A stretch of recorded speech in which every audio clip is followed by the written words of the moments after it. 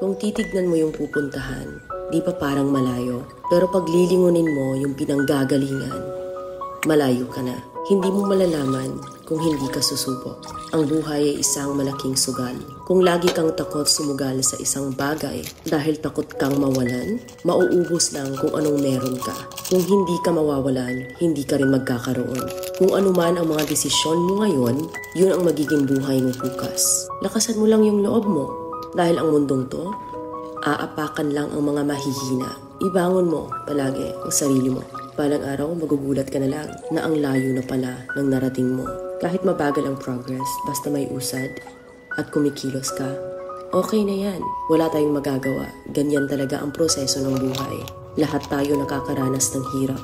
Hindi natin alam kung hanggang kailan tayo dito sa mundo. Kaya mas piliin mo maging mabuting tao. Ang pinakayaman na maituturing natin sa sarili ay ang ating mga pangarap.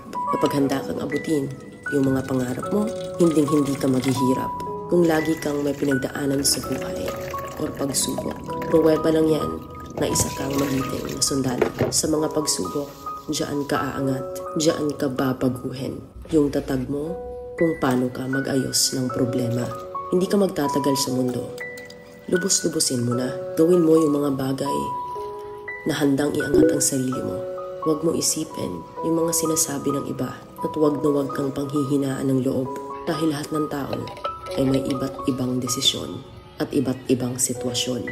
Huwag ka lang mawala ng pag-asa. Hindi mo naman kailangan madaliin lahat. May proseso ang bawat ganap mo sa buhay.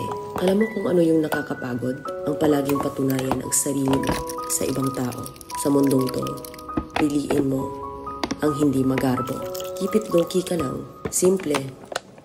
Na kahit na alam mong meron ka, hindi ka babaguhin ng pera.